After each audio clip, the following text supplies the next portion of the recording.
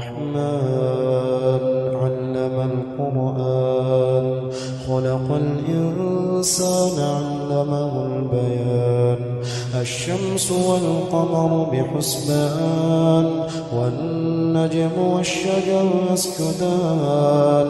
والسماء رفعها ووضع الميزان ألا تطغوا في الميزان وأقيموا الوزن بالقسط ولا تخسروا الميزان والأرض وضعها للأنام فيها فاكهة والنخل ذات الأكمام والحب ذو العصف والريحان فبأي آلاء ربكما تكذبان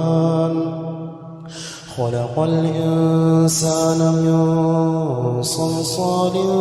كالفخار وخلق الجان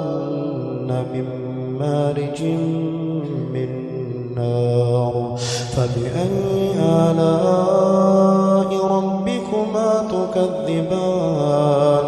رب المشرقين ورب المغربين فبأي آلاء ربكما تكذبان مرج البحرين يلتقيان بينهما برزخ لا يبغيان فبأي آلاء ربكما تكذبان يخرج منهما اللؤلؤ والمرجان فبأي آلاء ربكما تكذبان وله الجوار المنشآت في البحر كالأعلام فبأي آلاء ربكما تكذبان كل من عليها فان ويبقى وجه ربك ذو الجلال والإكرام فبأي آلاء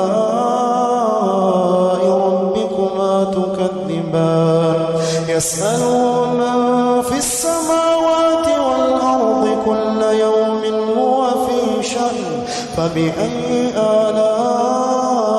ربكما تكذبان سنفرغ لكم أيها الثقلان فبأي آلاء ربكما تكذبان يا معشر الجن والإنس إن استطعتم أن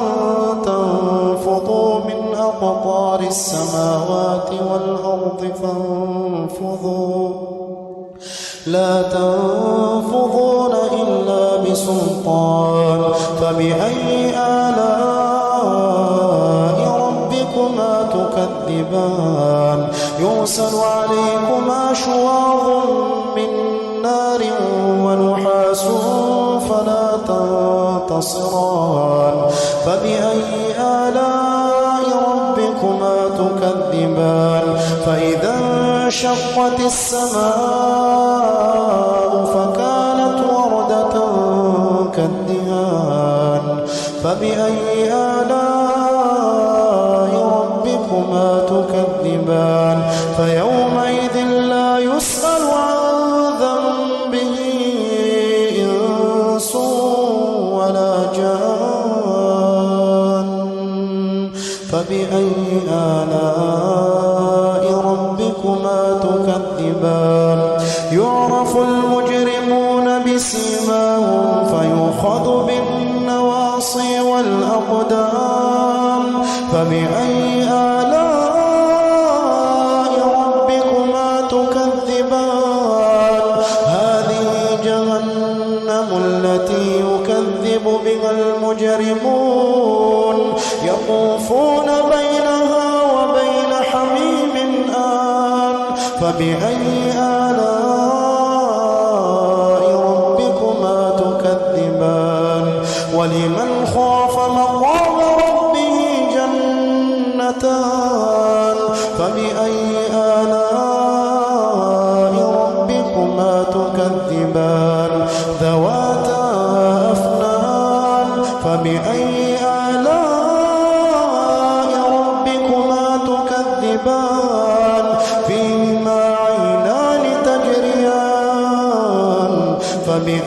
آلاء ربكما تكذبان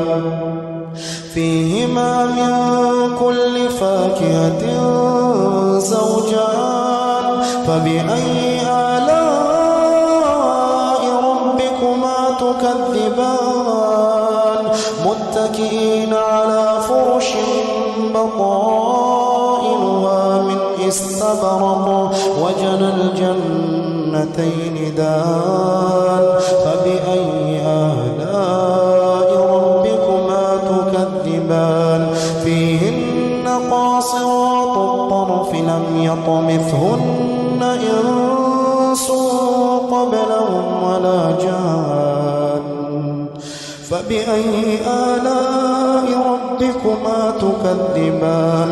كأنهن الياقوت والمرجان فبأي آلاء ربكما تكذبان هل جزاء الإحسان إلا الإحسان فبأي آلاء ربكما تكذبان ومن دونهما جنتان فبأي آلاء ربكما تكذبان